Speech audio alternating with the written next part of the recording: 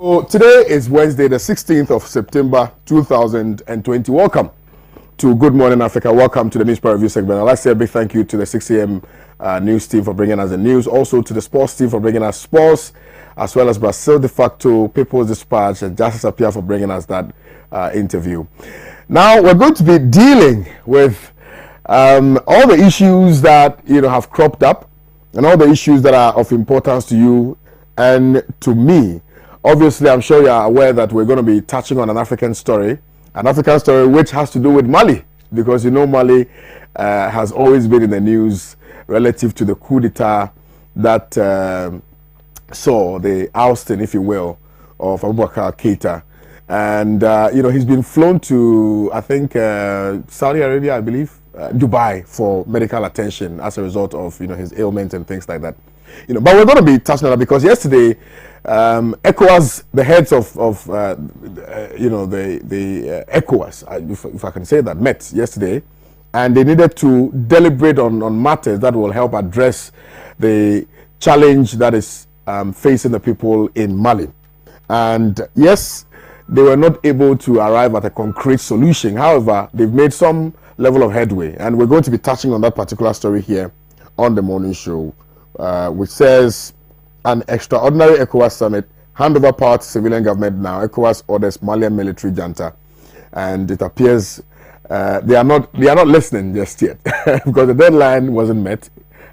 They were not able to reach any amicable solution, and so it's still hanging. Hopefully, they will be able to address and bring some finality to that particular issue. Parties expressed mixed views over filing fees. Daily Graphic reported that COVID-19 fight, IMF blacklists Ghana over use of relief funds. So the front page of the Insight newspaper. Government releases 3.56 billion to pay remaining customers of collapsed financial institutions in cash instead of bonds. The Ghanaian publisher. CBP to rename presidency. The Inquisitor newspaper. So these are the topics that we've tabled for our conversation today. Hopefully we'll be able to exhaust all of them. But for now though, let's kickstart the conversation with the African story, which has to do with the extraordinary ECOWAS summit that was held yesterday, and that specifically is well, the purpose of that particular summit yesterday is to address the issue in Mali. So let me start with you, Dr. Marazuko, on this subject matter, sir. Good morning to the cherished viewers of ours, and thanks for the opportunity to be here. Special good morning to the people of Nantong. Yes. The Malian situation is nothing but eroding the gains of constitutionalism. And if you look at it very well, it is a manifestation of failures from different angles. The failure of constitutionalism itself, the failure of law, the failure of the government of Mali, the failure of the people of Mali, and the failure of the junta. We are witnessing a scene that reminds us of yesterday, the days when the cheapest recruit wielded the power of life and death. And I think we should do everything within our capacity to halt this horrible situation. If you look at the genesis of the coup, you are more likely to think that it was the only option. But even if it is the only option, it must be short-lived and prepare the grounds for return of Mali to constitutional rule. The constitutional administration itself became dictatorial. You and I saw how the deposed prime minister and his government treated the opposition. They used illegitimate means to legitimize violence, dictatorship, and other forms of political ills. Remember, they were able to manipulate the judiciary to prevent some opposition members from contesting. And getting to the elections, we heard that the opposition leader was kidnapped. Yeah. And it was clear that that kidnapping was state-sponsored. So in a situation where citizens observe clear constitutional tyranny, it is easy for the military adventurist to exploit. So the constitutional structures put in place to govern Mali and to ensure the prosperity of Mali failed. And therefore, the only option was for the people to rise up to the regime within the context of the law. The people themselves were suppressed to the extent that there was nowhere, there was nothing they could do, and there was nowhere they could run. There was nothing they could do to change their situation. And that sometimes legitimized the military takeover. Sometimes, if our contemporary realities continue to prove that the long-held political aphorism that the West democratic governance is the best, is better than the best military junta. But this aphorism is being challenged by contemporary realities. Yeah. Because we have seen the West constitutional tyranny, and we have seen the best military governance in Africa and even outside the continent of Africa. So it is clear that AU and then ECOWAS have a very difficult task. And remember, the Malian situation is also a manifestation of a clash between ECOWAS diplomacy and Mali sovereignty. There's a thin line between ECOWAS diplomacy and Mali sovereignty. ECOWAS has every right to propose to Mali. ECOWAS has every right to order Mali to do what is the best in the interest of the people. But Mali, within the context of its sovereignty, can decide to respect the orders of ECOWAS or not. And the worst ECOWAS can do is to expel it. So, as ECOWAS leaders are also trying as much as possible to use diplomacy, they should also be mindful of the thin line between their diplomacy and the sovereignty of the Republic of Mali. I know, yes, in contemporary governance, no country can live in isolation. We all belong to the Community of Civilized Nations. And that is why the concept of globalization sometimes threatens the existence of sovereignty. But all the same, Mali remains a sovereign republic. And this should be a lesson to all of us. All kinds of dictatorship are unacceptable. Tyranny under the constitutional structures is as worse as the dictatorship by the military junta. But since democratic dispensation has become the modern fashion, let the people of Mali rise against this junta. The junta has come to solve a problem. It is enough. It must leave the scene. It must prepare the country to return to constitutional normalcy. But yesterday, even before the heads of state met, the position of the military leaders has been that the governance of a country is not a sole preserve of a civilian, and that what a civilian can do, they equally can do. And I found it very interesting. Yes. Particularly because there was an initial conversation about handing over power to a civilian regime. Yes. They have stated what they want. They said they need, I think, about 18 months or so to be able to do that. Sure. But in that same vein, they are still harboring that, if you will, illusion Yes. of believing that they equally have the wherewithal to be able to superintend over the affairs of the people in Mali. I don't call it illusion. Okay, it's a reality. It's a reality. And I know this reality is by two variables. It is a reality, and I'm telling you, it is factored by two variables. One, majority of the people of Mali are not even in support of ECOWAS position. I see. Yes.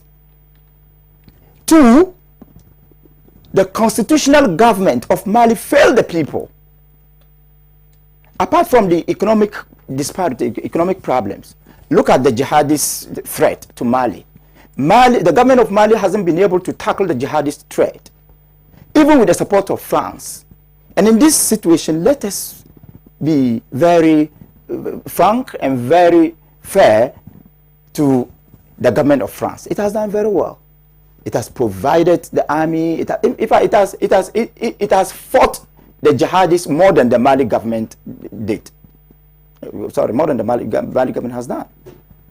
You see, so these two variables are the factors of the reality on which the Malian junta stands to argue a case. One, that the so-called constitutional government has failed. Two, they have the will of the people. And I'm telling you that in every constitutional environment, the will of the people is paramount. If, for instance, the people of Mali are given the opportunity to decide, currently, you and I know that they will go opt for the military junta. Yeah, but my question is, if you're talking about the will of the people, yes, the will of the people is an embodiment of the constitution, right? Sure. That constitution has been toppled. Sure.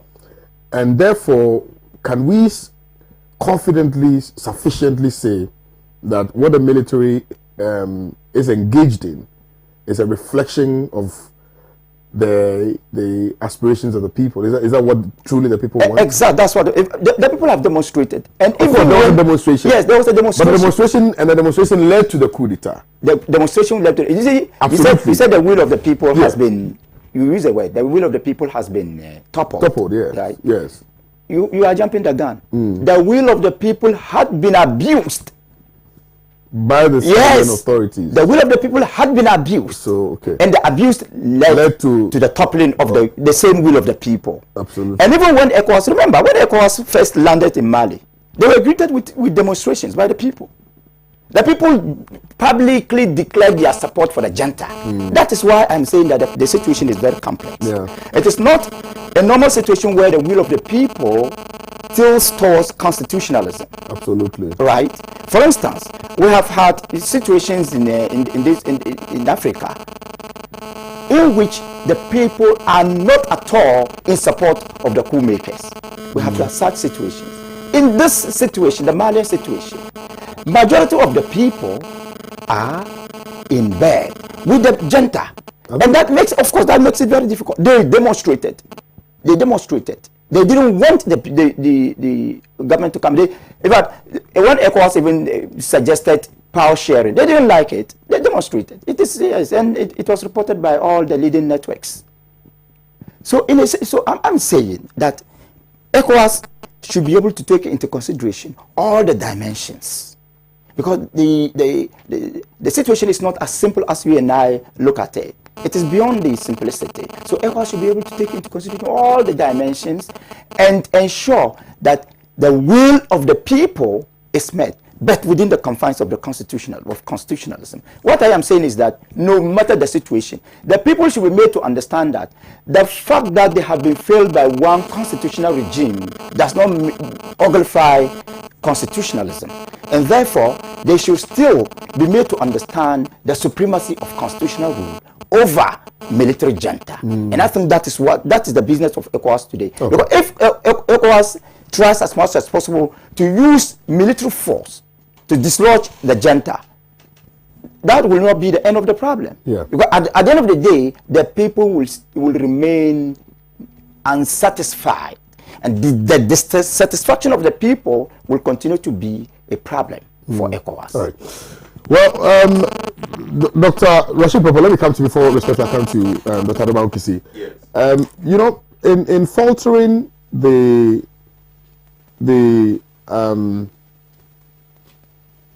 you know, the mode of governance, for instance, you know, in Mali, right? One can safely also say that the worst form of democracy is better than the best form of dictatorship. And I think Dr. Mazuka has consistently, without fail, been making that statement. But it appears that if the will of the people is subverted for far too long, then the best, even the worst form of dictatorship in that particular moment in time addresses their concerns. So is that what we are seeing? Will we be able to make a headway relative to this subject matter? Particularly because within the sub-region, we have experienced over the period a number of coup d'etats, which coup d'etats have not really yielded positively to the demands of the people. But in that nick of time, in that moment, you know, the people do not really, are deprived of the ability to put their conscience behind their thoughts. And so at that moment, what they need really is a certain level of liberation. But that liberation also leads them into another chaos, you know, unforeseen chaos, which ordinarily becomes the case. I mean, I think, is it Egypt or so? Is it Egypt or one of those northern African countries? We saw what happened, you know. Egypt. We saw what happened. I mean, they embarked on series of demonstrations. They wanted their leader out. The leader got out. They brought a military guy in, and that guy is even worse off. You know, so if it's just like the devil in the deep blue sea, really. I mean, we need to find out how and why we see these things happening, and whether or not they are really the solutions to the challenges that confronts the people. Well, thank you so much, and good morning to our viewers, and especially those from One Central. You know, I will never give any iota of credence to the military because they have taken over power. The military junta are taking advantage of opposition protests, persistent opposition protests against the government. And sometimes it is important for opposition to also know their limits. When you have protested and you have gotten the people on your side, wait until you can vote. But they have persistently protested. They have said that the military is incompetent. The government cannot use the military to counter the terrorists, and so terrorist incursion is disturbing them, and that there is corruption and the economic chaos, economic difficulty. So they were protesting. But it's the same people who have put in place a constitutional and legal arrangement that allows people to, that allows us to make sure, you know, we don't take power by force, but through the process, democratic process. Now, if the military has come in, part of the reason they are demonstrating is the military. Because they are saying the military is not able to counter. Yeah. And so what are they going to do? Even in the midst of the military, the terrorists are still there, still lurking at the corners and darkness, ready still to unleash violence. So I think that the best thing to do is for ECOWAS to make sure we reflect the Charter on Democracy, Rule of Law, and Accountability. The Charter of the ECOWAS insists on peace and security, and it also insists on democracy. And so whenever such a thing happens, it is logical for them to come out to complain and then to restore order. You know, but the people work on emotions. They don't work on reasoning. That's why persistently they are even protesting against the people who are coming to restore order in their country.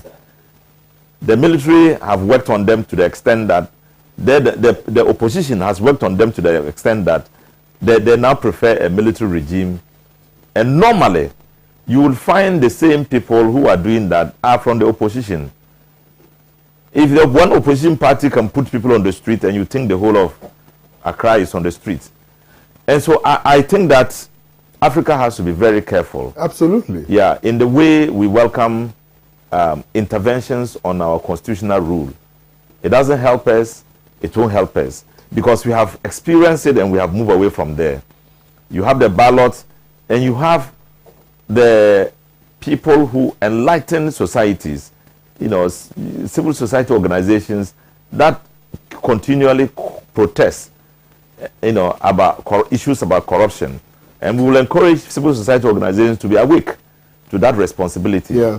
And again, for ruling governments who come into power because they accuse others of corruption, to prosecute those who have been corrupt as a landmark to show that we are ready and willing to fight corruption to the core and make it a very high risk activity. Yeah. Because when you don't do that and legalizes corruption, everybody comes, they're corrupt, you come, you corrupt, and that doesn't save us. It doesn't help the state, the nation at all. The present situation we find now may even be worse than what is happening in Libya, in Mali. A situation where you have borrowed to the extent that you spend less than 30% of everything you have. You spend about 70% of everything you earn in the year. For debt servicing. For debt servicing. And you have just 30% for salaries, for any other capital expenditure and everything. It's very, very bad. And yet, even the small money that you can wait and use at the end of the year, when they pay you royalties for gold and other things, you are committing that one too for 15 years. So you can't get it. You give it to a company for another 15 years. I mean, it's disturbing. That economic arrangement that has engendered the challenges we are facing now must be fought and reversed. Yeah. But we are not taking power through the military. We are insisting that December 7 would come and we will change government. And the people are aware that you cannot have small families, only small groups of people manipulating everybody and utilizing state resources as if they were private properties.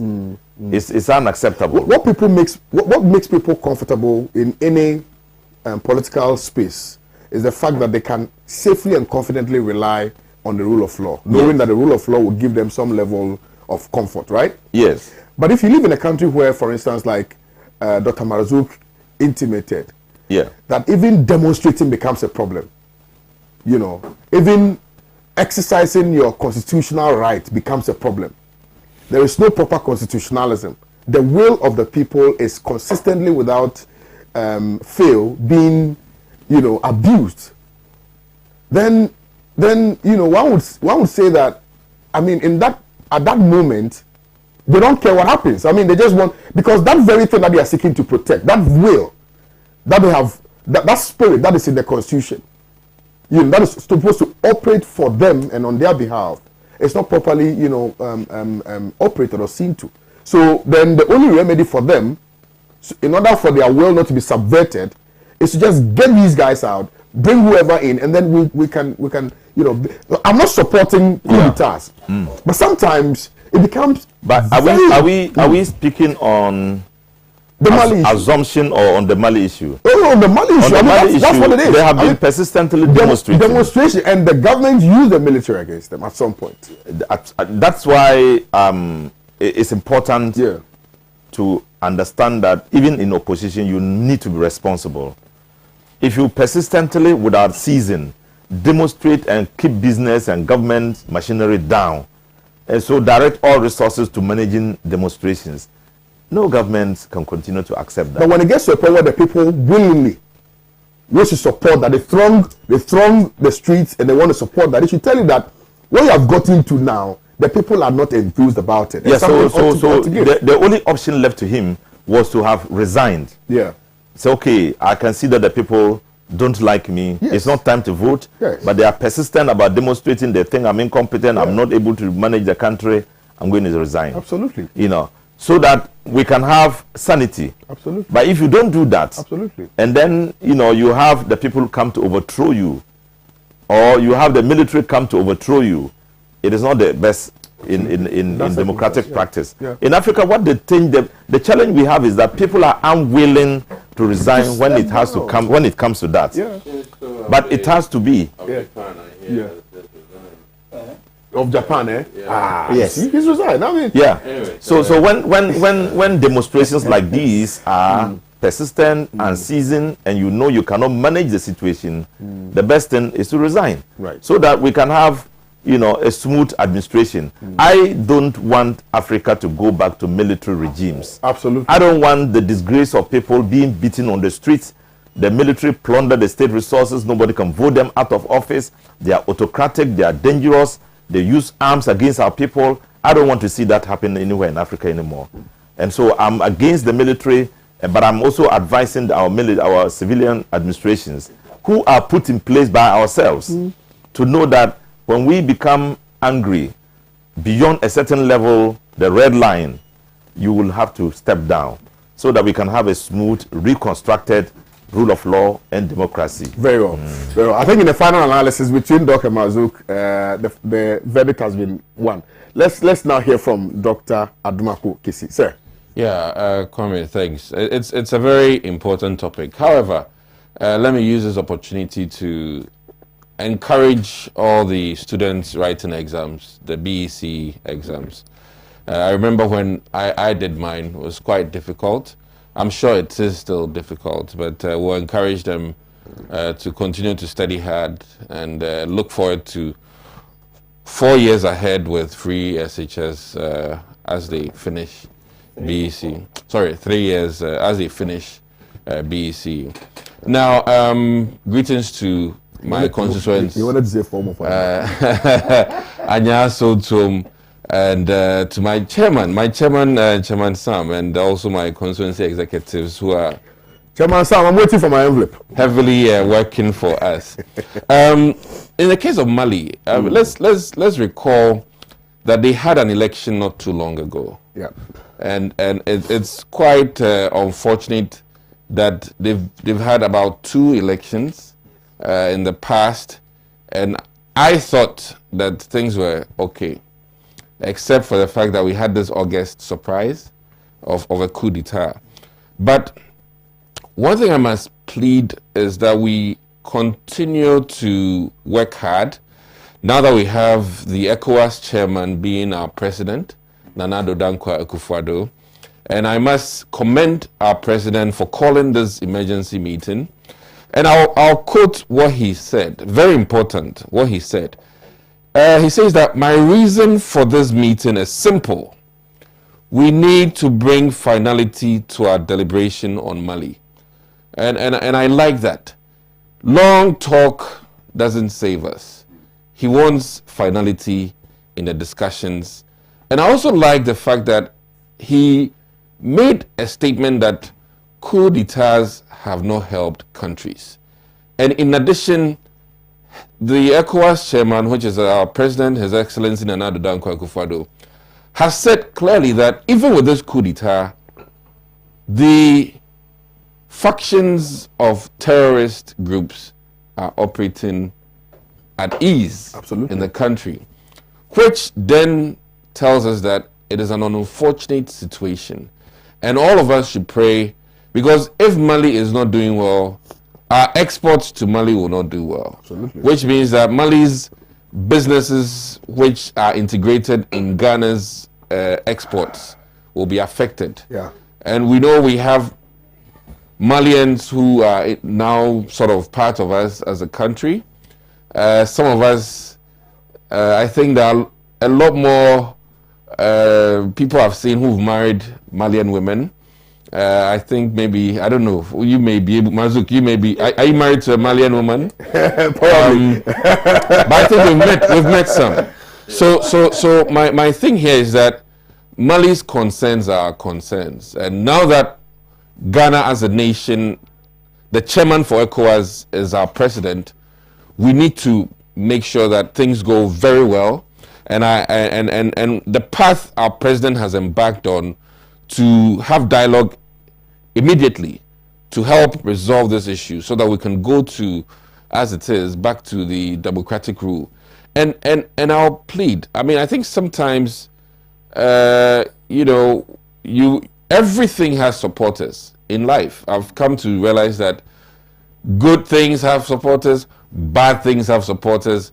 And I'll plead that let's not see those who supported the coup d'etat as necessarily the entire population of Mali. Absolutely. So there are definitely elements that are not in support of this coup d'etat. And largely, I mean, it's been just about, I think, less than 4 years of this man's rule. I mean, for this term that he's gone into, I'm friends with their former ambassador to India, Samake, and he's not happy because he also contested in the last election, and all of that has been brought to nothing because at least if the government is working, then even opposition can work. But when you have military involvement, then it crashes almost everything. Now, we need to, as a country, also guard against this. And maybe, this is just my humble plea, our experience with coup d'etats, we need to write it nicely and then make sure that Ghanaians appreciate how far back we've been affected in terms of going for military rule for a long time, as opposed to having the opportunity to have democracy. When all this is said and done, this is COVID time, and to have coup d'etat, chaos during COVID time, I can only imagine what happens to their health and infrastructure. So, in conclusion, once again, I'll commend our newly appointed, ECOWAS chairman, which is our president, Nana Addo Dankwa Akufo-Addo, elected, sorry. And I think Ghana, we're doing well. I mean, Pedestrian Lodge, thanks to, our forward thinking, we have a place that is nice to receive, quote unquote, big men. That is also nice.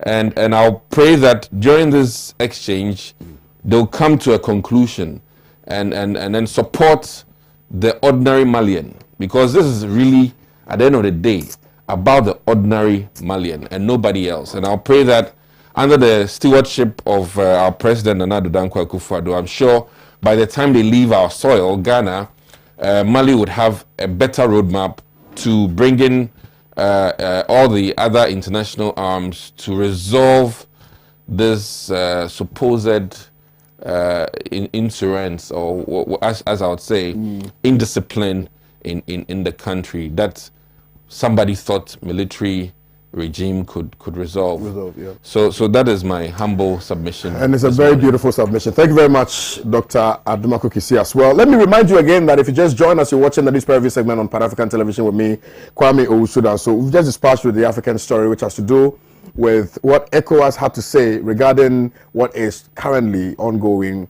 in Mali.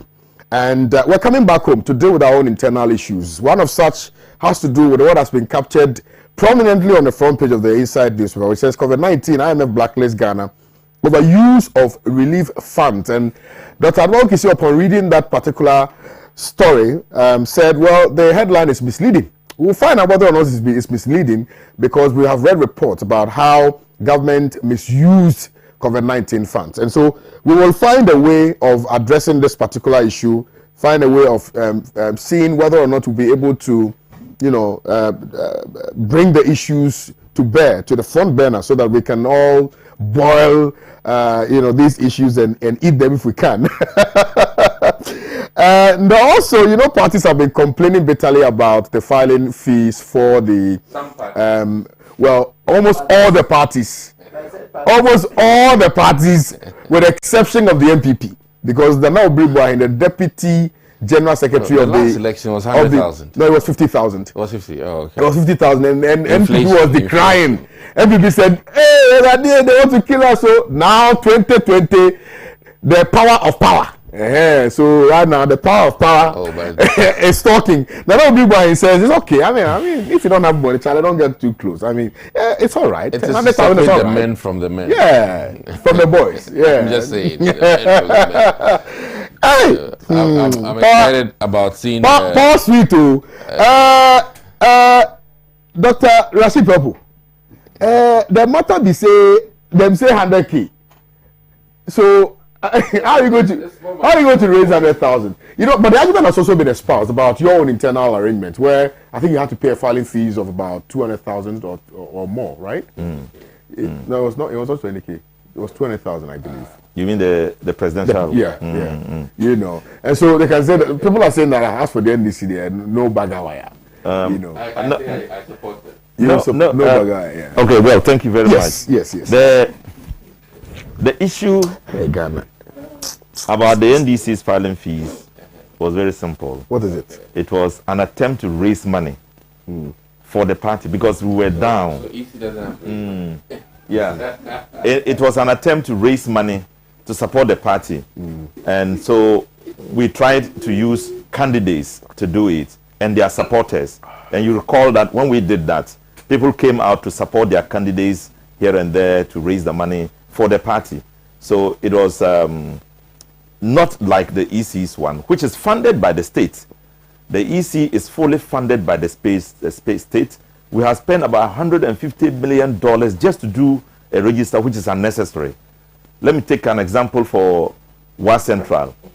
When we had a register of about 85,000 people. When the limited registration was done in 2019, we got up to 87,000. And they said it was bloated.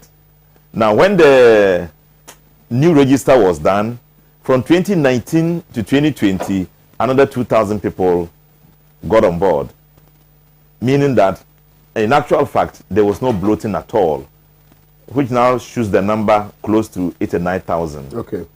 Yeah. So there was no bloating of the register. You persistently insisted on it, spent $150 million to do something that was not necessary. If you have that much money to spend, why are you charging people 100,000? Only 100,000. Because I recall that in 2016, when the EC talked about, That's a lot of money. when the EC Charlotte Osai, announced a 50,000 registration fee, there was a hue and a cry led by the MPP, and that it was too much, and they wouldn't be able to pay. Now, it is 100,000.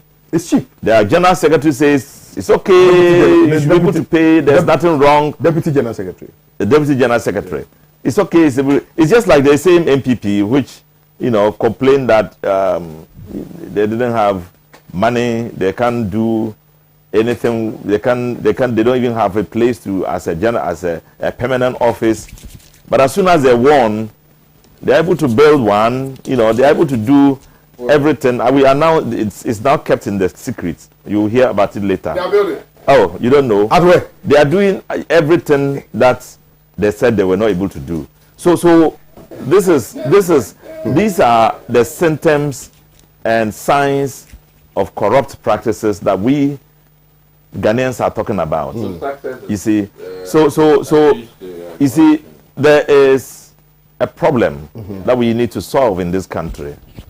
That whenever these things happen, we'll expect people from within themselves. And I want to doff my hat for A+ and Calvin Taylor, for being able to speak, and sometimes, for even to speak from within. I thought, because this government is deep in corruption, and it's becoming too much. It's becoming so much, and we need to talk about it. And I'm happy that you have people internally, within MPP, talking about it and showing anger and disagreement with what is happening. This country must move in the direction where sanity can prevail. So I think the 100,000, 100% increment is a little too much. Yeah. Right. Okay.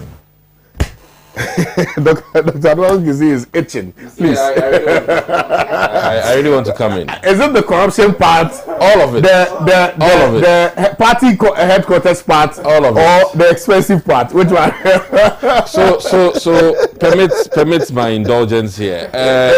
I think before you ask me, I'll jump in. Because one, if within party, the NDC can charge 200K, then they shouldn't come out at all and talk about 100K. That's one thing, because within your party circles, trying to decide on your presidential candidate, you thought it prudent, let me use the word prudent, that 100K was okay for obvious reasons. Sorry, 200K. Now, as for me, I am not here to talk for Electoral Commission. I'm here to represent the MPP party. But I think that if you would recall, our filing fees during the primaries of 2015 was on a lower side compared to 2020. So within our party, our filing fees had increased. So if the Electoral Commission filing fee has increased, I won't jump and say no, because times have changed. I think that the 100K serves as one, a distractor for those who necessarily come to do theatrical work with politics. And what I mean by theatrical works is that they add noise that is unnecessary, and they make the assumption or pursuing of the presidential race as a joking matter. If you don't have the muscles to... Why does the LPP keep using joke? Oh, no. I mean, what I think is that we should take being a presidential candidate as a serious business, as a country. Why I'm saying that is, listen, when they list our presidential candidates, the cream de la cream of our country is what we're expecting. So people who are rich are not jokers.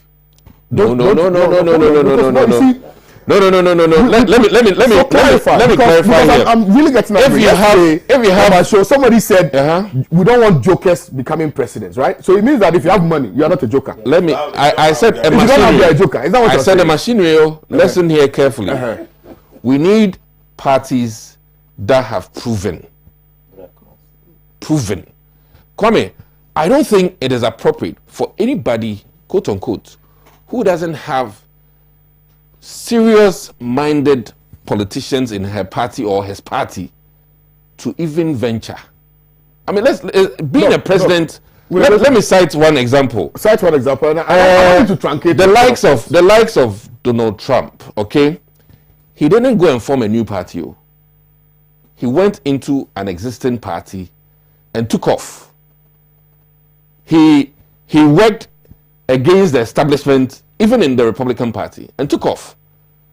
But the Republican Party has an engine that backed him for the main election. No, but he has money. Is he not a joker? No. Oh, and I didn't say that money equates to joking. I didn't say that here, Kwame. No, so don't ascribe that to me. I'm not ascribing that to you. Then you need to clarify that. You see, my point here, Kwame. I get your point. The 100K will dissuade people who are just fancying. Okay, so fraud boys can actually become presidents of this country then. That one, because you're talking about money. You see, no. I think the independence of this country was not won on the altar of money. It was won on the altar of sacrifice. No, people sacrificed. But would you at the time when people were fighting for the total liberation of this country, they didn't have money in their pockets. They mobilized the people who believed in their dream, and then they were able to win independence for this country. Now we are selling that independence for 100,000 cedis. I think you may be failing to recognize that the Hugh Grants and co. had to. No, they had money. Yes, for organization. For organization, yes. Don't ever equate politics without any funding. No, I'm saying you can't move without funding. No, but I'm saying that what we are doing currently. Mandela may not have had money, but he had funding. I'm just drawing your attention. I get your argument, but what I'm saying is that we see Marcus Garvey may not have had money, but he had funding. Nothing can be achieved without funding, Kwame. But my point here is that if even, quote unquote, you have free money and you're going to put 100K into a presidential race and you cannot think twice about it, that one is your own decision. I can't fault you. But I know that some will reconsider their decision based on the cap. And that is how life is. Regional representation, several party offices. I mean, there's so many requirements. Let me be clear here.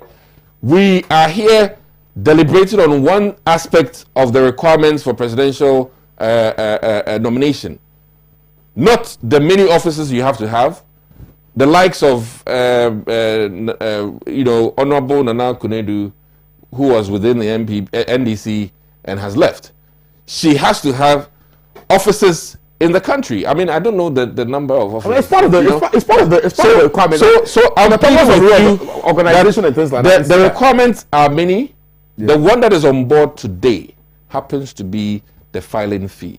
So let's not exclude all of those other requirements. I mean, Kwame, You may be very rich, but if you're not sound-minded, you will not qualify.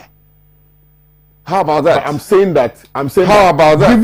Given the geopolitics of this country, right? Given the economic labyrinth, given the fact that there's classism, a larger chunk of the people are not rich. You are reserving the presidency for people who have money.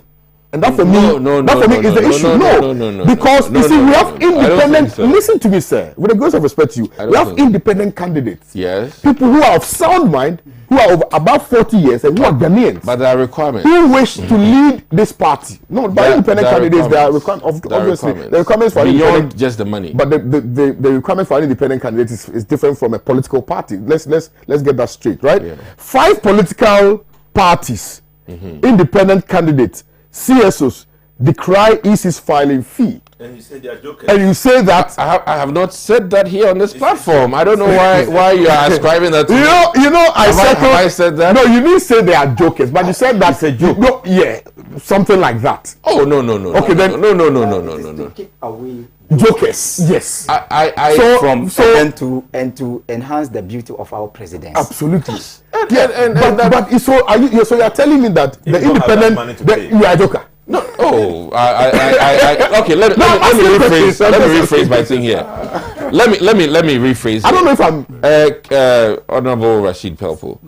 Let me rephrase. My point here is that the presidential nomination or the presidential elections is not a joking matter. As a country, we need to take it very serious, and as such, the process to have candidates has to be well thought about, and all the things that go into it have to be taken serious. Dr. Marzuk may be a lecturer. Yes, he may be very qualified. He is as he's sitting here, very qualified. Yes, to captain the ship of the country, right? Nothing stops.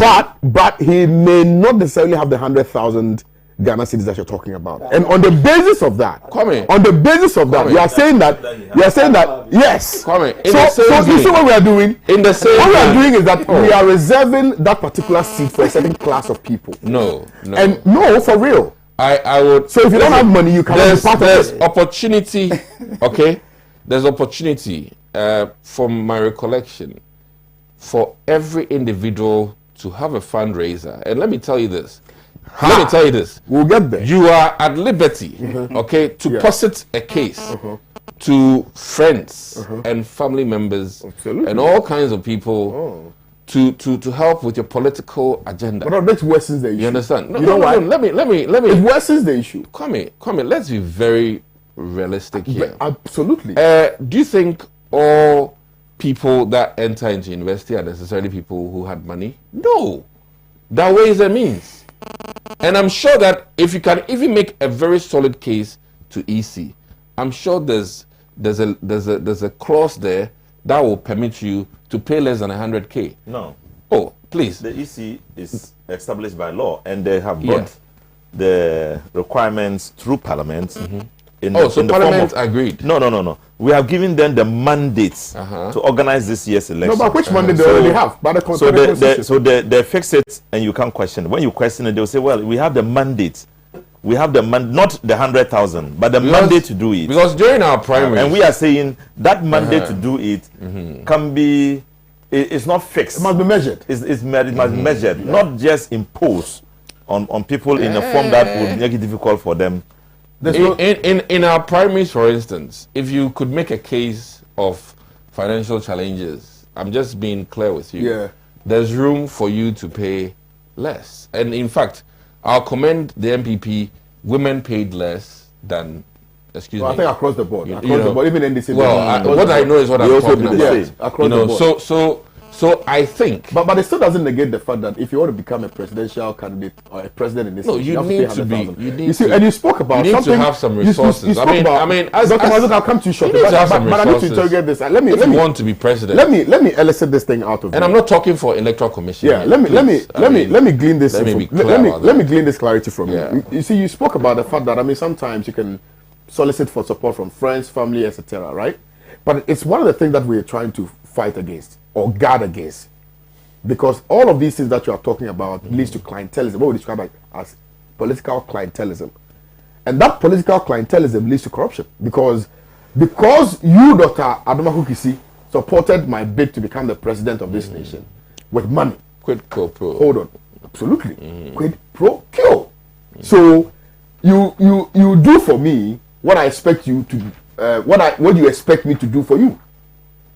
You know, so what we are actually doing by this very singular act of the EC. So you want it to be If 1,000 Ghana? I'm saying that, look, if for instance at the last elections, right, when PPP went to court over this 50,000 issue, which 50,000 issue was also a problem for the MPP at the time, was resolved, and that, you know, parties were able to pay that 50,000 Ghana cedis. What has changed drastically within 4 years? But if that will make the EC increase the filing fee from 50,000 to 100. That's 100% increase. It's EC that has to answer that. Not Absolutely. Me.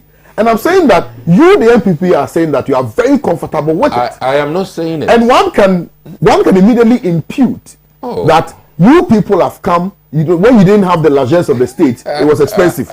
Now you've come to make money, so now it's not expensive. But you see, let me let something come on board so that you can. I'm giving reasons why it may be okay. I'm not saying that it is okay. You understand? No. There's a contradiction. What a contradiction? Yes. Well, I will come to you, Doctor. Yeah. I'm saying why they may have done it. You know.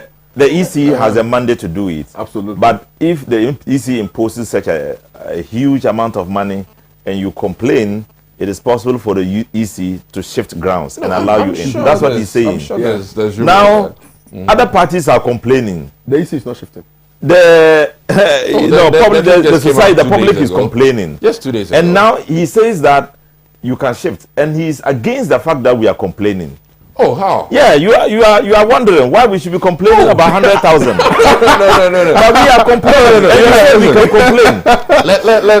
Let me Be clear on the matter. Be clear on the matter. What is it? But for now, what is the MPP saying? Is the MPP saying that filing fee of 100,000 Ghana cedis is okay? Is that what? In fact, I haven't seen a press They have release. said it's okay. The general secretary has come out to say it's okay. Because it's on the front page of the Ghana Times newspaper. Let me on see the that. FM stations, Yes. the MPP guys were insulting everybody. Can I Say, see why that? should you can see it. why should you say the thing is too much? Yeah. I was abhorred. On Unique FM. I had to put the Radio off. The radio off because they'll call and say that, look, NDC, they are this. Why are you saying complain this, that? You and then you wonder why they are attacking people because they say the thing is. All right. Let me land and then land for me. One, I think from a managerial standpoint, certain things are done to dissuade certain people. Very important, and we cannot discount the fact that at times you put a cap so that you can weed out some noise. And I think that for a party like the NDC that puts presidential filing nomination within their party at 200K, Shouldn't be complaining. It is a bit confusing for me, Dr. Adomako Kisi, that within your party you build people 200K, and then when it comes to the main event, you want the country to bill you less. It's a bit confusing for me, but we'll leave that there.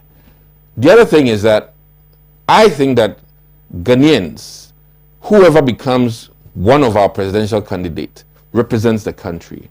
And as such, we need to be careful the likes of people who become considered as presidential candidate. And I think it has nothing to do with money, but the competence of the person, the experience of the person, and the ability of the person to make very good judgment for Ghana. In all fairness, there are multiple things that the EC requires any person looking to run as president. Today, we are talking strictly about the filing fee of 100,000 Ghana cedis, not dollars, 100,000 Ghana cedis. Now, I think, in addition, there are so many ways that each individual can help with the country's political agenda not necessarily by being president. If you cannot join the ranks of the 100K, I'm just saying, maybe look at an opportunity like myself, who I can't cough up this money, so I'm relaxing in my small corner as aspiring member of parliament. There's that room. There's that room. And every citizen in this country has an opportunity to voice their concern anywhere. In fact, there's room for every citizen to file in their concerns for any court case in this country, true or false, as somebody supporting the court from your own bedroom. So let me be very clear here that as much as possible, this 100K is one of the many things that will be used to disqualify or qualify people for presidential candidature. And I think that to make the race more fun, this amount may be appropriate. Granted, it is quite exorbitant, but it may be appropriate. All right. Thank you very much, Dr. Adma. I've seen Dr. Rashid people making some notes. I will come to you later. But let's hear from Dr. Mazuko on this subject after this commercial break. Please, don't move a muscle. It gets very exciting after this commercial break. I'm sure we are going to characterize and particularize the EC's stance on this subject matter. So stay with us. We shall return shortly.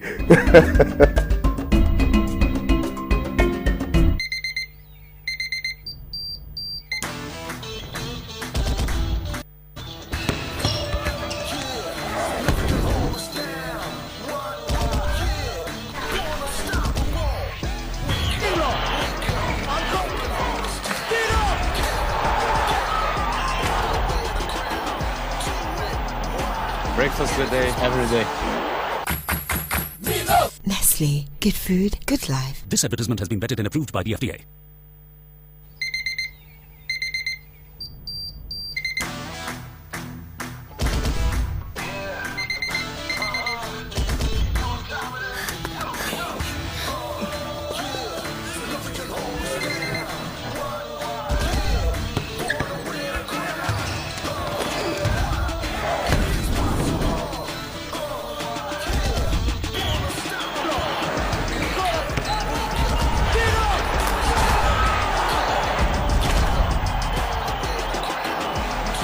Breakfast good day, every day. Every day.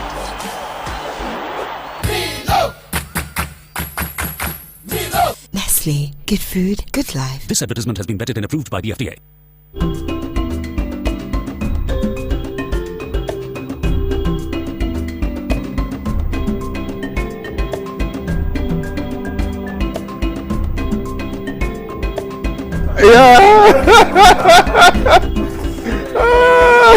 Welcome back, and well, behind the scenes are always very exciting. You don't want to know.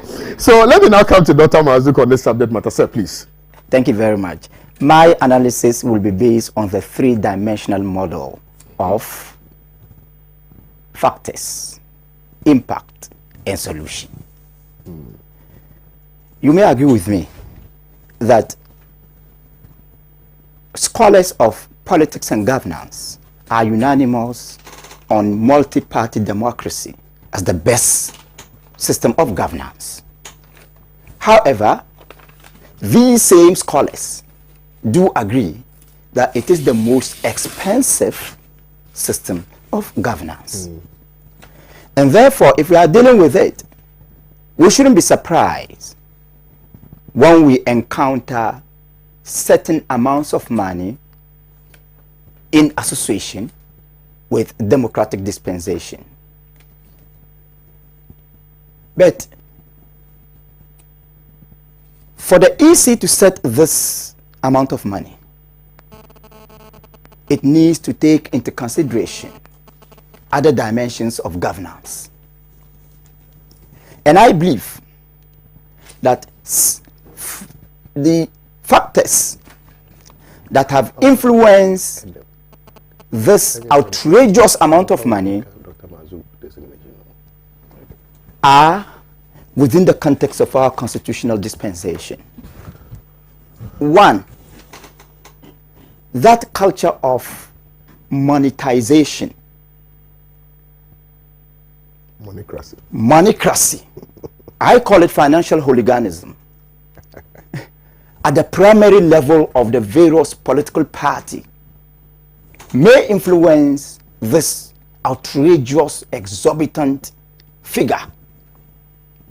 You agree with me that all the major political parties, the NPP, the NDC, CPP, are accused of spending huge sums of money at the primary elections. So that ugly culture of moneycracy or financial hooliganism may influence this amount. 2, lack of coordination between the various political parties and the EC may be a factor. Ours is multi-party democracy. The EC is the judge, is the referee. And I don't think the EC as the referee can come out with something critical to the elections without consulting the various political parties. And I believe if they had been consulted, they wouldn't have come out to complain about the figure.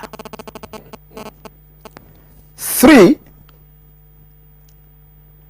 elitism is a factor. Some of the major political parties think that they are more important than others. Some major political actors think that they are more important than others. Some think that the best qualification is to have money. And with all humility, it has been demonstrated by my good friend and elder brother, Dr. Adukisi. There are plenty of One of them is One of them. So I'm referring to that one. Yes. I'm referring to that he one. is specific to I'm that. referring to that one. But one of them is You this. So You see? yeah. So these are the factors. Right. And all these factors are dangerous. They are counterproductive to democratic constitutionalism. They are injurious to the health of democracy. In fact, they are trying as much as possible to drive away otherwise very good people who should have been attracted to the political scene to sanitize governance and to enhance the quality of governance. As for the complaints, the cries and the smiles, they are normal. When the tables change, the positions of the cries and the smiles will definitely change. So but you are What was once what was hitherto Yes. a difficult thing to do exactly is now the most easiest to do. easiest. You understand that? And to be frank with you, you and I, remember, we are supposed to go to Oxford for presentation. Yes. You know, one of the academic papers I've produced that you and I, you helped me to present. Okay. Moneycracy, a threat to democracy in Ghana. Moneycracy, column, a threat to democracy in Ghana. It's one of the papers we are supposed to present. I believe that these things should be tackled once and for all. Let all the political parties have a common position. No political party should complain when it is in opposition. No political party should laugh and support these ugly practices when it is in power.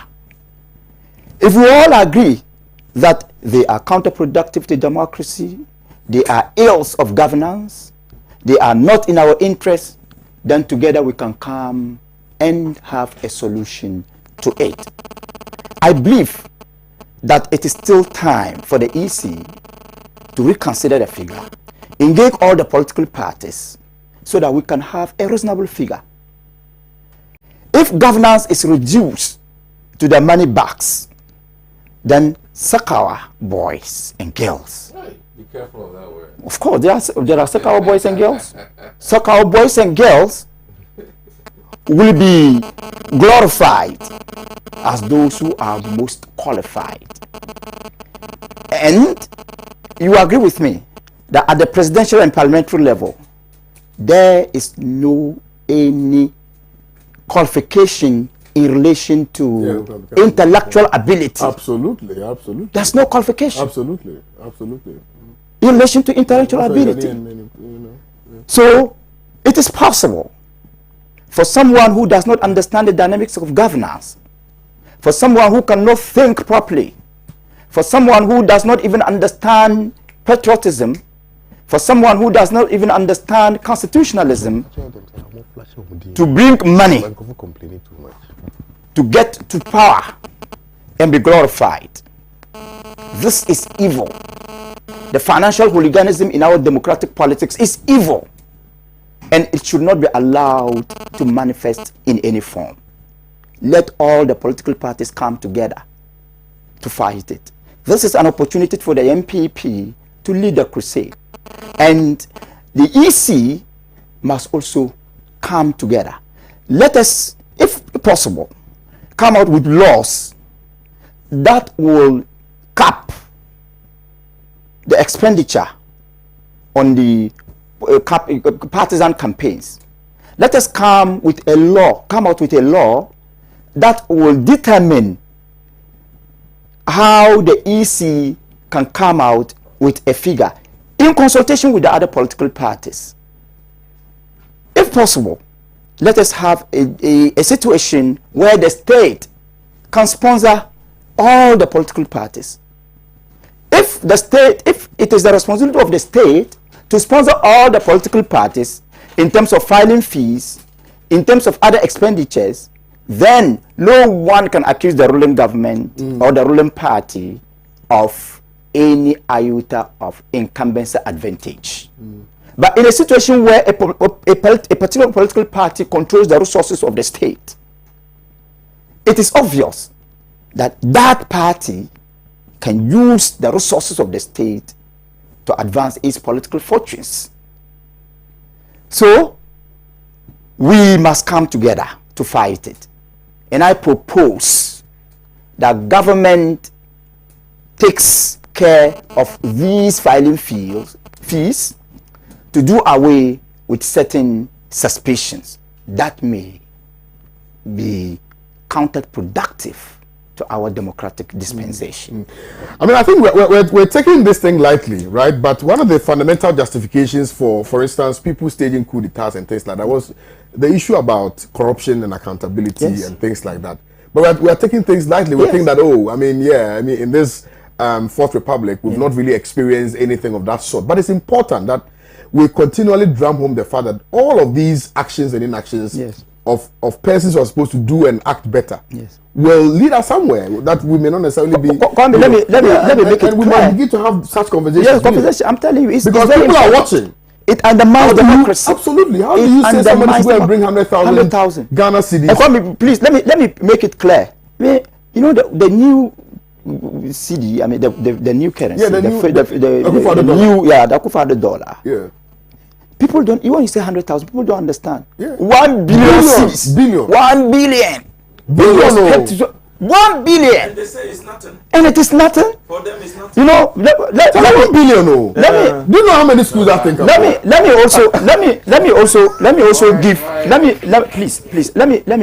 also say, as part of the solution, right, that the EC in determining the fee should be able to take into consideration the economic situation of this country, the impact of COVID, the unemployment, right? All these things must be taken into consideration. We are not saying that they should be given the opportunity to come and stand as free. No, that's not what we are saying. We are saying that the figure should be largely reasonable. It should be reasonable to the ordinary man. It should be reasonable to the politician. It should be reasonable to someone who is apolitical. If not, I'm telling you, this horrible figure associated with filing fees will one day undermine democratic processes. No, and I think that it's been succinctly put.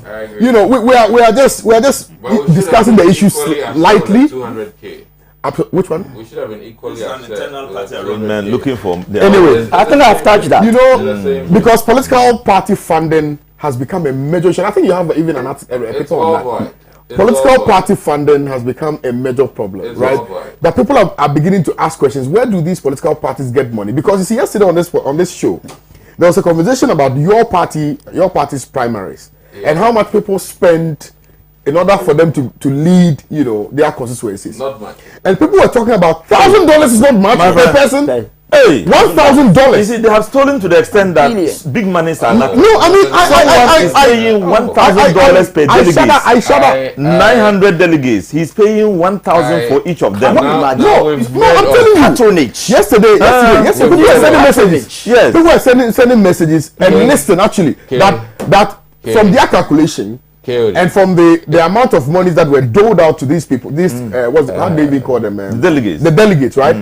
The guy did the calculation and said one delegate got over 109,000 Ghana cedis. possibly? Because, Look at that. because if somebody is giving 10,000, somebody is giving $5,000, somebody is giving flat screen, somebody is giving this. If you put all of them together, how much is the person getting? And Kwame, And we are comfortable. We are okay. an ordinary business person may be trailed Absolutely. with the suspicion of money laundering. Yeah, absolutely. A politician publicly exhibits instances of money laundering, and no one cares. Absolutely. We don't That is care. very And that's a I problem. have a friend who Very told me- dangerous. Quick one. I'll come to you. I'll Very, very come to you. dangerous. Okay. You have a friend. who said he spent 1.5 million, an NPP friend. He spent 1.5 million Ghana cedis in his primaries. Wait. That is 15 billion. Billion. Yes. 15 And I was billion shocked. cedis. He said, Oh, I'm looking at but he said, oh, Rashid, this is nothing. He said, some people spend more. They were even spending in dollars. So he was lucky. And it is nothing. And he said he was lucky he won. 1.5 million, 15 billion Billion cedis. NPP. My dear, I don't know where they are taking it. so- How so- what, so not they are acceptable. So you are saying- siphoning you are saying this is all the national resources. Peculiar to MPP. Oh yes, I mean me. You are saying this is peculiar. No, to but I MPP. think your party is also complicit in this matter. Where? Some I of them. believe. No, because others were sharing. Even when we were in power, Yeah. we didn't spend that much. And We, in opposition, you because spend that you much. couldn't even spend that much. You don't have the money. These people, they always set a long. In fact, They give you guys pressure. Eh? They give us not only pressure, Heart attacks. attacks. I'm told that in some conditions, people are buying hairdressers, dryer machines, and things Oh like no, that. those ones are nothing for them. They are buying cars. You know, somebody loaded cars, these small cars, and was going to give to Delhi. And it was on social media everywhere. I saw it, lower beds and things like yes. that. Did he win? No, he's not saying but it's that away. shows, where the money. So it means that somebody paid more than him. yeah, somebody still paid more than him. No. Anyway, so the point is, I that see. Well, but I think that the last statement that was made by Dr. Mazu should be taken seriously, because you see, it has the potency of undermining our democracy. yeah, because we've shot a lot of successes relative to that, and we should not sacrifice that on the altar of parochialism. Because of our parochial interests, we don't really simply care. I know how you struggled, so don't even sit here and be defending this. You struggled, you didn't have money, you nearly lost. So don't even sit here and justify that. But he is People a good spent more than you. People spent more than you. Yes, so people spent more than you. You struggled. You are breathing through your nose. Charlie, you suffered. So this thing we must. good material. We one, must. so don't We worry. must. No, I think that at some point we have to do something about it. yes, we honestly, have to. because if you continue like this, all parties, not just both parties. You know, the whole thing started when Kufuor exited, and these people were coming, and they wanted Nana and Co. All the people Alan kept. Cash. Look at the money. I think Alan Cash started. I remember the money they were spending. Partner, I just want to say, come December, January 7th, you'll be in Parliament. Amen. Because he's too open-minded and smart and a great guy. I love him, and I see long-term MP in him because he speaks God's wisdom on earth. Thank you very much, sir, for your message. Good morning to you, Kwame, and the panelists. I have a concern about the MPP party. Why is it that whatever the EC does, the MPP party always supports them? We now believe that the MPP and EC are working together. Another party should be alerted. The general secretary. This one is from Yiram Bong, Samuel. This one also says, good morning to you, Kwame. Say a very good morning to Dr. Mazu for me. He's a man of wisdom. And as a young man, I'm learning a lot from his submissions from Camille in Tamale. This one also says, good morning to you. How much did the presidential aspirants of the NDC pay for their primaries? Let's stop the hypocrisy and think about Ghana. Prosper from Somenya sent in this one. Please, Kwame, ask the NPP man, Dr. Adman Kisi, if you are backing the amount of what the EC is saying, if you were not into this political party, where will you get such an amount of money? Please be honest. From Napoleon Bonaparte from Wa. Positive change in Accra says someone takes you through excruciating hardship for 4 years, then tries to make you happy so that you forget about what he or she did to you. Have you imagined the pain you have to endure for another 4 years? You decide. Regards to lawyer Francis Sosu, next MP for Madina. You say, good morning to you, Kwame. It is not the increase in the filing fee that is a problem, but the level of increase which is not justified. I hear people say that the NDC presidential aspirant fees were higher than that, but they should not forget that the EC is funded by the state. I wanted to make that point, really. I really wanted to make that point. It just escaped me. And parties are funded from their own internally generated funds. All activities of the EC are funded by the state. Why these high fees? Timothy sent in this one. The EC is funded by the state again. Why then the justification for 100,000 filing fee? What would the EC use the money for since the activities are already funded? Emmanuel is also asking this question from Qatar. Good morning to you, Kwame. My regards to your panelists. I'm really enjoying the program, but Prince Abdullah Begla from Wa sent in this one. What is the for? In 2016, we said that 50,000 Ghana filing fees was too much. We can't say that today with its astronomical increase. It is astonishing to say the least how Jemensa is handling the affairs of the EC. Increased by 50,000. Bonsuri Garba Joseph from Wa East. Varimpere, I hope I got it right. Forgive me if I didn't. Varimpere. Today, the people are really watching from Wa. Maybe the EC want to use the filing fees to pay off the polling officials and the security personnel that took part in the recent newly voter registration exercise. Bright from Wa sent in this one. Good morning to you, Champion KOD. Didn't you want the extravagant display of ill-gotten wealth in the NPP primaries? These people who recently begged Skyas for 1 cedi, crying for 1 cedi, now they have stolen too much and can afford anything. You remember the NPP call cards? NPP only came to steal. Luis from Taifa sent in this one. Good morning to you, Sir Kwame. Please, I want to join the Socialist Forum of Ghana. How do I get to register? Please call my number after the morning show. I will link you so that you can join the Socialist Forum of Ghana.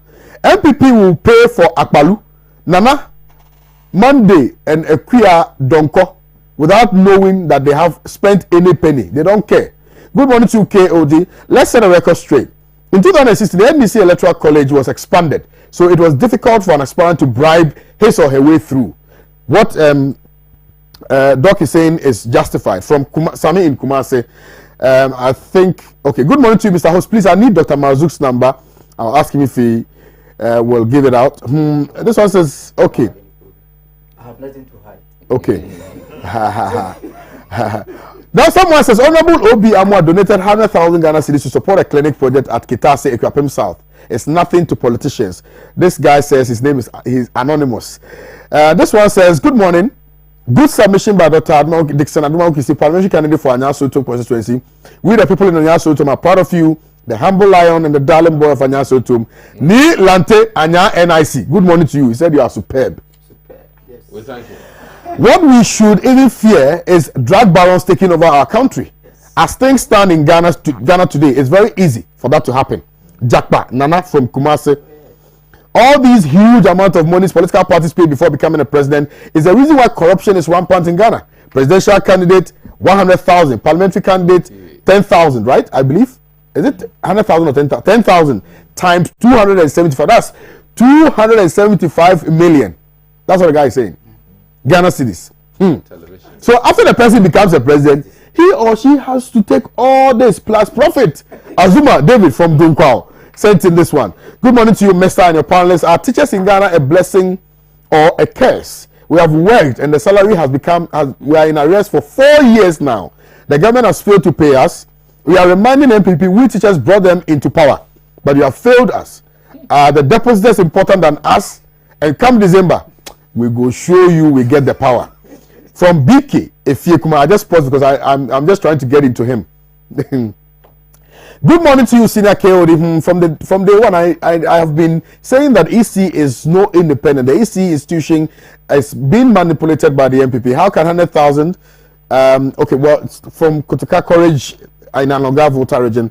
Look, the messages are a lot. Let me just pause it here and then move on to touch on the other issues before we continue with the messages. Now, it's not time. It's not time. We have ample time to discuss the issues. Government releases 3.56 billion to pay remaining customers of collapsed financial institutions in cash instead of bonds. And Dr. Nogisi, I'm starting with you on this subject matter. And yesterday, I listened to a very humorous submission by General Mosquito when he intimated that the MPP has stated publicly that the NDC doesn't read. The NDC is the poor man's party, every man's party. But that poor man's party has been able to carve out a manifesto that is being implemented by the people who wear suit and big suit and big ties, even before they get into power. So it means you people, you don't have any manifesto. You don't have anything to do. You don't know what you're about. When they made mention that they're going to pay in full all the customers of the defunct banks, you people have started implementing that. When they said we are going to legalize Okada, you said you are having conversations around that. When they said they are going to scrap the ban on the importation of salvage vehicles, you people said you have halted it. You are waiting so that when you win, then you can implement it. They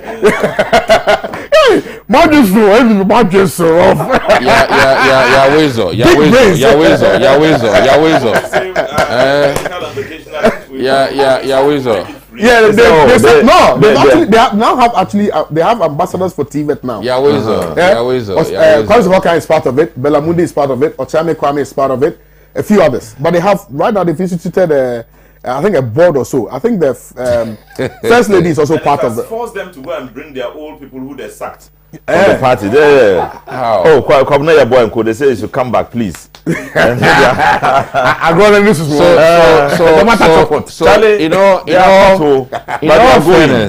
in all fairness, yes, sir. I think I'm happy that people are being paid. It was a very painful experience to bank and be unbanked after a while.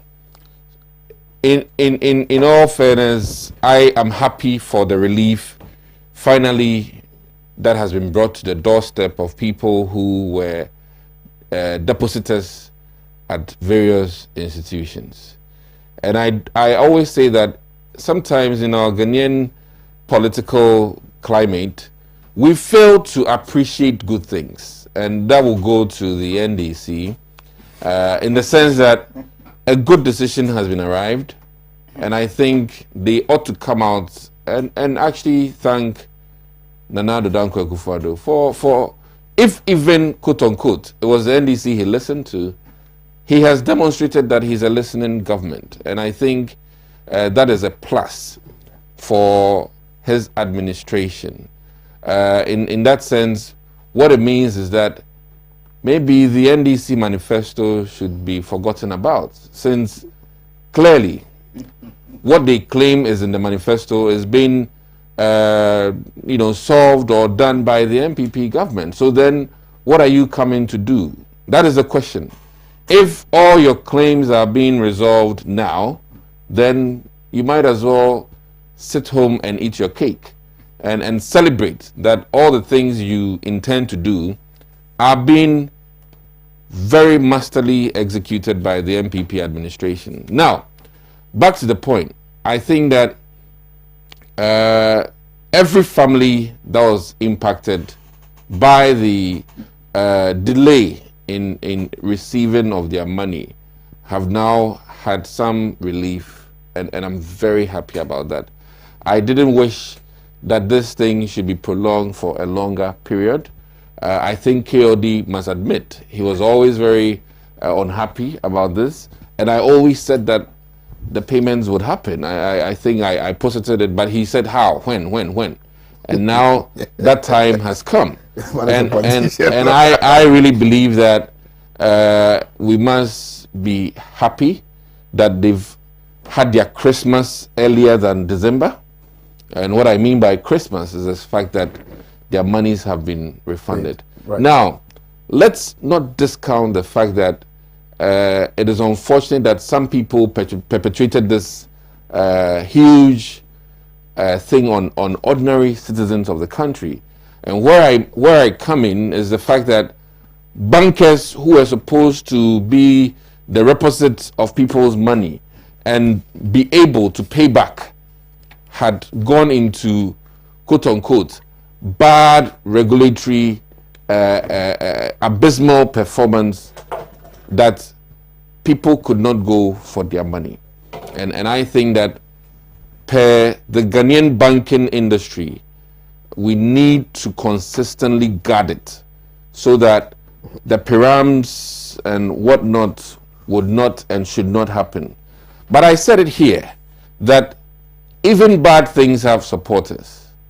And what I mean by that is that when there's bad policy, you still get people to support you. When there's bad gospel, you still get people to support you. And in that sense, we who choose to partake of anything in the country, we need to be careful about the decisions we made or we make. And I am begging and pleading to all who have now received their money and other Ghanaians to be wary of anybody claiming that they can do a miracle for you when they take money from you. We ought all to be wary. And I'll use this platform to beg civic education that because of our numerous banking issues, bank defaults and things are as ill to our society as cholera, as ill to our society as COVID. And as such, some education is needed for, quote unquote, the have-nots, the grassroots people, the people who are, working and taking about 10 Ghana a day and succumbing to these savings and loans charades. So I'll plead that wherever media or anybody can try and educate people so that people are not, as it were, scammed or scandalized in this country, that we take this serious. I don't want to see another fallout in the next 10 years. That means we don't learn. But we need to learn from this. And I think that the plus sign here is the fact that those who put in 10,000 and was recorded in the banking books have received their 10,000. And I think that is commendable. In as much as this has been done, those who should be held liable, I'm pleading with the state, should also make sure that wherever they put the money should be refunded, and they should face the necessary, consequences as the state sees fit. And I'm very happy. I have a cousin who yesterday called me about this, and I'm happy that his blood pressure will now come down, in the sense that he's received, his was actually a lot of money, and we had pushed hard to get it, but finally he's received that money, and he's the happiest person as of yesterday, and I think that this should be a warning to all of us. We should be careful where we go and put our money. I save with old banks for my own good reasons, and let's be wary and careful where we put our money. Thank you very much. Thank you very much, Dr. Adoma Hukisi, for that simply, beautifully delivered submission. I'll end with you, Honorable, but let me come to Dr. Marazuk. Yes, sir. It is good news. It is a reflection of the responsibility of the government, and we must all commend government for such a bold decision. However, the timing is highly debatable. This man, man. I believe government has Because the the capacity. political timing, Yeah, the political timing. It's not the best. It raises doubts. It raises doubt. It contributes to partisanship over patriotism in this country. It contributes to the culture of glorifying politicization over patriotism in this country. Government had the capacity to solve the problem long before today. But government strategically calculated to solve it as an opportunity to advance its political fortunes. That should not be celebrated. What is more important here? I'm critical of government, but I also commend government. What is more important here is that the people have received their money. But sometimes the solution should not be motivated by political considerations. The solution should be motivated by the primary responsibility of government to ensure fairness and justice for all Ghanaians. Especially when the money is due them. Exactly. Now, giving them the money is not enough. Let government put in place, and whatever party comes to power after the next election should also respect those structures. Absolutely. The structures must be put in place to prevent the recurrence of this financial genocide. See, let's all come together to ensure that conventional banks and unconventional banks adhere to proper procedures that are couched in the supreme interest of the nation. And if we all respect such structures, definitely we will not allow any political party to use banking or crisis in banking as an opportunity to maximize its electoral fortunes. We should try as much as possible to solve it as a nation. And it is good that government has paid, but I stand to argue that the timing is not right. However, what is more important than the timing is the solution. Thank you, government. Thank you very much. Honorable, let's hear from you. Thank you so much. I'm very happy this matter has come up for discussion because it's creating a lot of confusion in the minds of people. Okay. Remember that this same government decided that in paying the victims They'll pay them in of bonds. these failed banks, they will pay in bonds. Absolutely. And they will be redeemed in 5 years' time. Absolutely. Now, when NDC put it in their manifesto, suddenly... Explain what bonds is. Bonds is an investment. Bonds are future... Half money, half Yeah. bond. investment now into the future for future redemption. So somebody will use the money to do an investment and pay you. So in fact, I can even go and invest that money and, then pay you the profit that I make. Yes. And then so in other words, you will still wait for 5 more years. So it's half and half. So the government will put the money in investment, and then in 5 years' time they'll get profit. Doc, say it as and it is. use Robbing that one. Peter to pay Paul. Yeah, robbing Peter to pay Paul. That's That's what the idea But people was. didn't get it. Kojo to Kwame. And so when We're in the Ghana. NDC came out with a manifesto that says that when we come, we'll pay all of them. Then quickly they went back to say, so I agree with Dr. Marzouk when he said the timing is terribly wrong. It's like to confuse Ghanaians and to give the people the impression there's that no bad time. to give the impression Getting that good money. There's no bad time. Hold on. you see, you don't use these things to do There's no bad politics. time to It's collect about the your lives money. of people. Emotions. It's about the lives of people. People have died as a stream result of of this. emotions. So they And should have paid. And if you are using it to do politics, you should be very careful about that, because we don't want to kill Ghanaians because people died as a result of this. You waited for them to die, left families, and then now you are saying, oh, now we will now pay because you want to win an election or you want to contest an election. It's very, very bad. So but you when- see, when but should that's we just have one paid? example When should we have paid? of the many, many things that the NDC said they would do. And quickly, they have abandoned what they said they would do. Now they don't have a manifesto. First of all, their manifesto is John Mahama. They mentioned John Mahama more than 300 times. Oh, no. When they were doing their manifesto. John Mahama. It's a perception. More than 300 times It's a in presenting their manifesto. John Mahama never mentioned Nana Akufo-Addo's name in the presentation of our manifesto. We know that we are heading forward and we are not going backwards. Look, remember what they have promised us. Their promise says 350 secondary schools. Have they built one? Their promise about 26. Their promise says 88 26. district hospitals. Have they built one?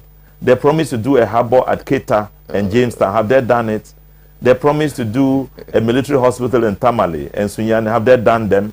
You know, so they have abandoned what they have put in their own manifesto and said they would do, and they are now going back to implement MDC future manifesto. So 1D1F we've stopped. So you don't know what 1D1F is a sham.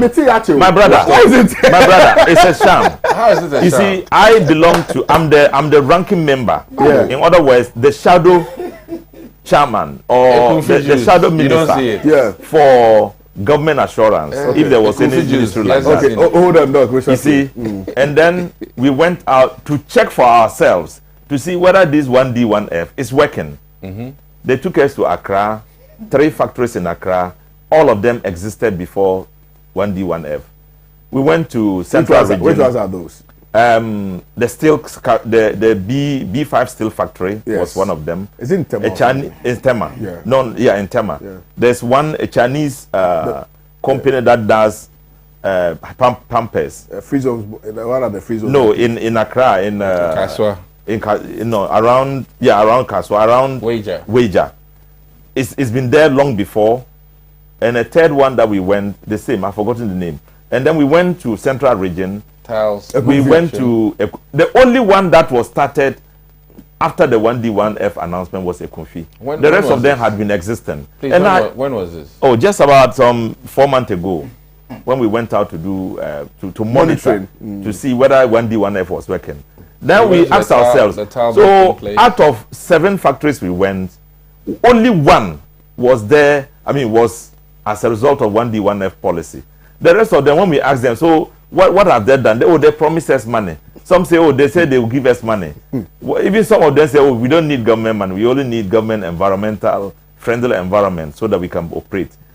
So you go to the north, maybe Wa and Laura and other places. Where are the factories? So when you say you have implemented them, it's surprising.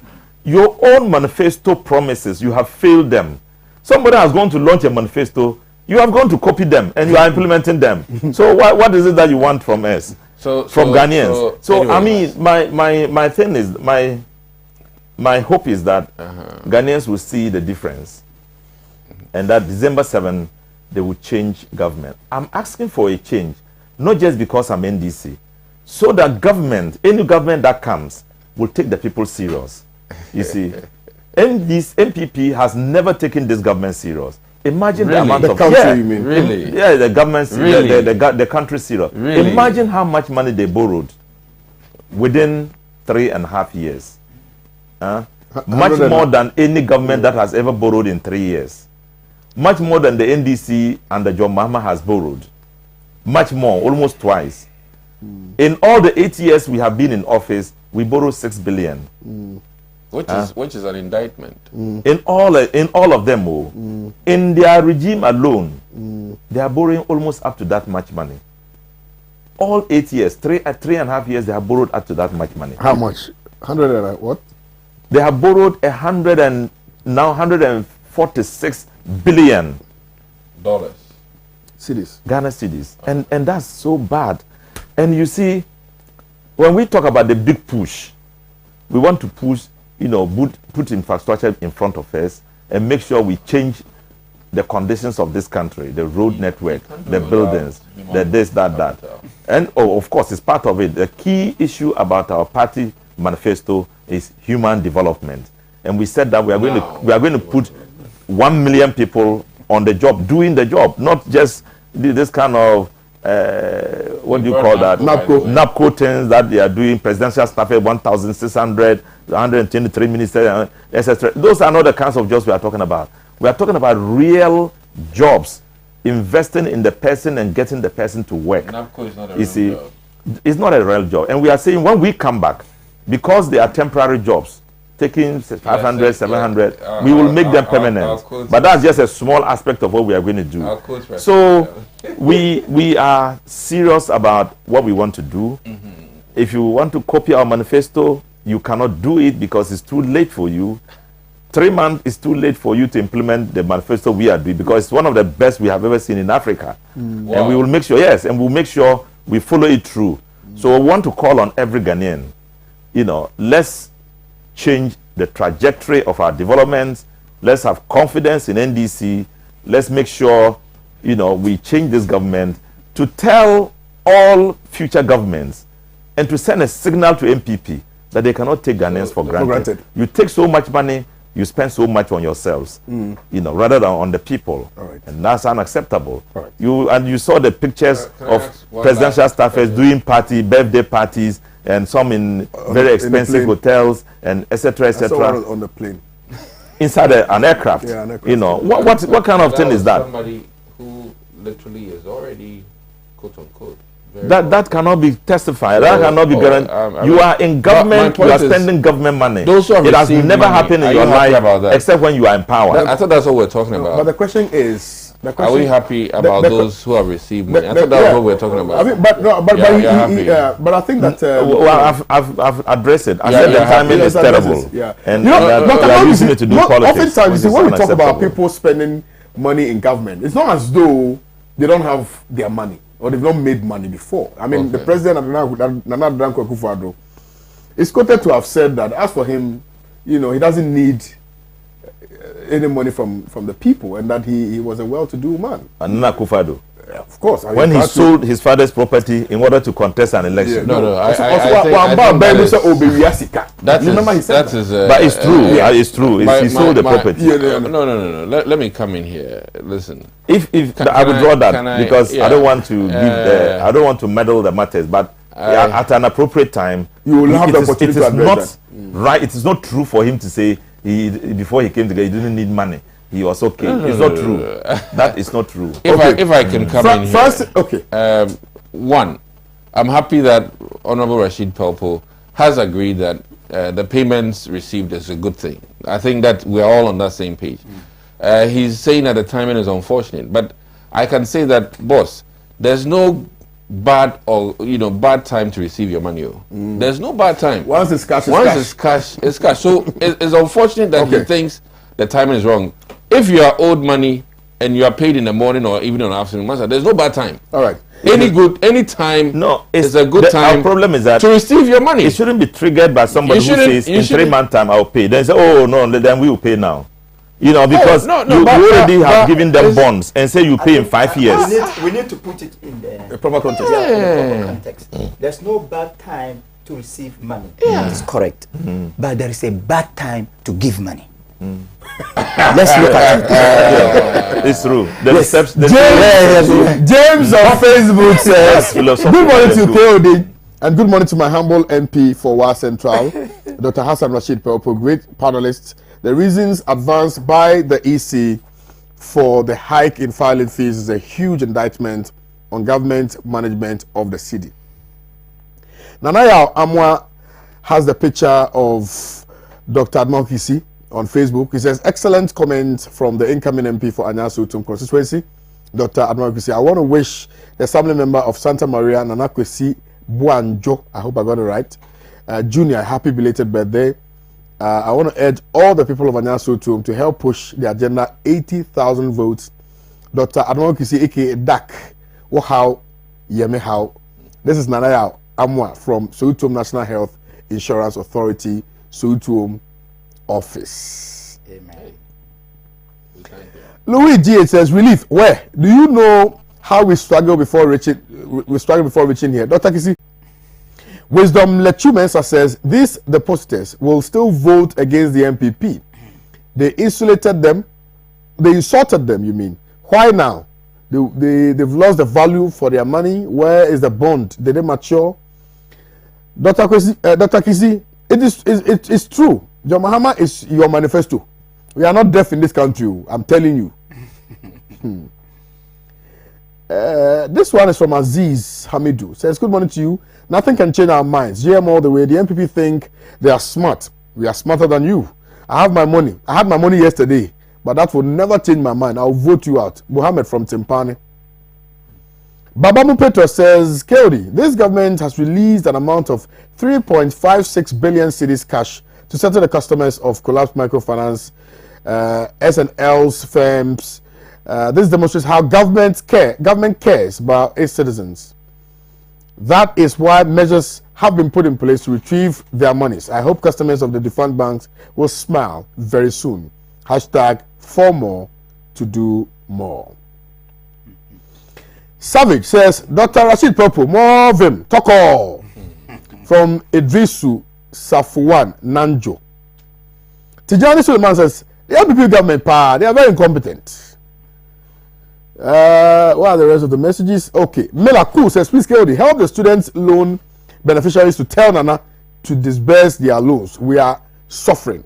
You are suffering, you say. Let me read a few of the messages here and then we'll wrap up on the show. Francis from Tepa says, ECOWAS board meeting made Nana Dankwa Akufo the chairman because they know he's going to lose the election. So they just want to give him a parting gift. We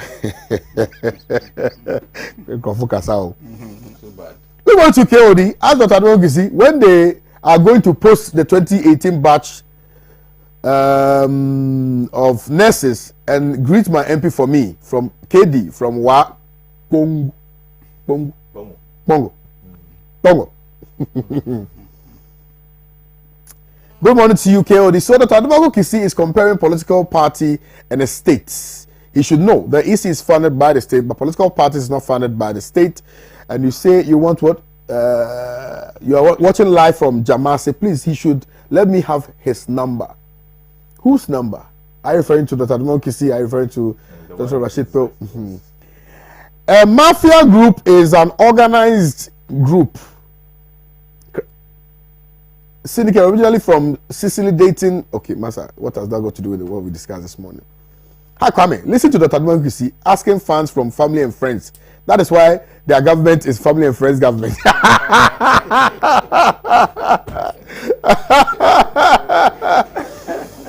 Good morning to KOD. As for the MPP, let us wait patiently for December 7 and vote them out. No amount of their smartness will change our minds.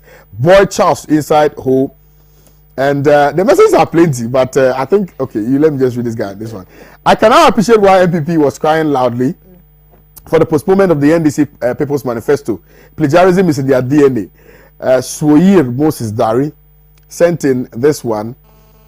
Champion, I think the AU have even worsened the case of Mali because their new chairman will rather make these Malians more angry. Let's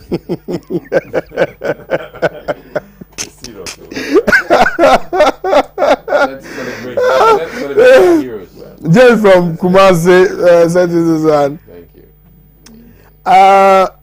This one is it says, please, good morning. Let me admit the GS director saying all teachers' arrears have been paid is a blatant lie. My own brother, who is a victim, has not been paid. Ado from Seshi, Break Room. KOD, I need Honorable Rashid Purpose number. James in Kumasi. Hey, James, this one I go hard small. Mahama Ogbo Jibo. No size are far from Otis in Ablekuma. That's your constituency. There are many Ablekuma. Okay. Good morning to you, KOD. The MPP has already started Sakawa of the NDC People's Manifesto. It's a shameful thing from the MPP. Regards to Honorable ABF saying this one is from Osman in Tamale.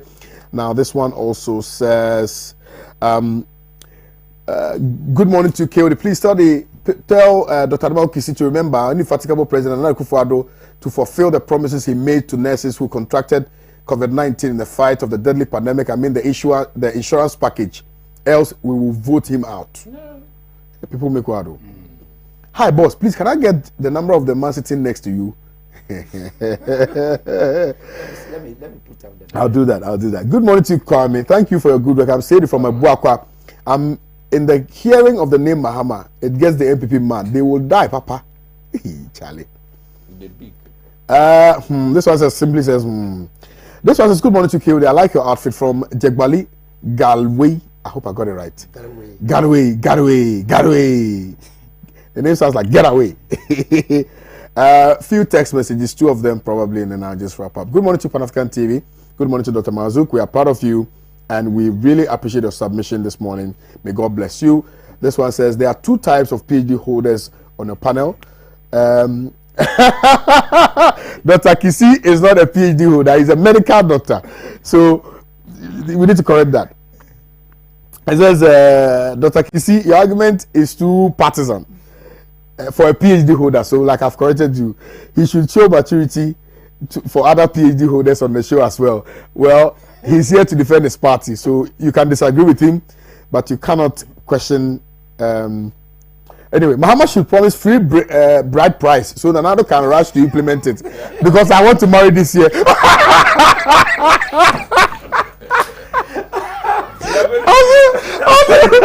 Azuma from Dunkwa. Sorry, Azuma. Free bride, bride payment or Yes. Mama should promise free bride price so that Akufo-Addo rushes to go and implement because he wants to get married. Free. But our track record is possible. We are doing a lot of things for people at no charge. Water for free. Kodi, is Dr. Mazouk saying Sakawa boys and girls are in this country? No, I think we need to organize a demonstration. Abi be sent in this one. Kodi, MPP are like that because in Kufuor's regime, when Mills said he was going to reduce fuel price drastically, they went ahead and did it. So now, why they worry? Good morning to Champion Kodi. Please, JDM. Is JDM wicked to the teachers and other public sector workers or what? Why can't he just promise us 100% salary increment when he's sworn in so that Nanado and the MPP will start it now? Oh my goodness, look, my viewers are the best. So what it is now is Charlie? MPP. What is now? Is executing. No. What it is now is that if you want something done now from the president, just say this, will do it. Oh, it's happening in my own constituency. Hey, if I go somewhere and they say, can you get us water? Then our borehole is broken down. I will say, okay, let me do it, but give me time. Then they will go and tell my opponent, say, quickly, they will go and repair the borehole. Or, so that's what they are doing everywhere. They don't have their own thinking. That we are now dictating the pace. NDC is not dictating the pace. We are ruling. So let's just from December 7. Well, you'll be a member of Pandong, but we will be there. So that you scrutinize you when you find the seat is for them. Yeah. But we are chasing them to take it. Yeah. But if we don't take it, at least we'll be in power. Okay. Your number, please, quickly, and then 0244 755 402. 0244 755 402. That's Dr. Abubakar Mazouk's number. Like I always describe him as a political and governance. He's a bold man. He's a very bold man. He speaks. He says it as it is. And of course, I have to check my phone because sometimes I get messages here. If I don't read them, I get matter. I knew it. Walano in Akwetia says, how much was the filing fee for NDC as a party running their presidential primaries, yet they were able to pay?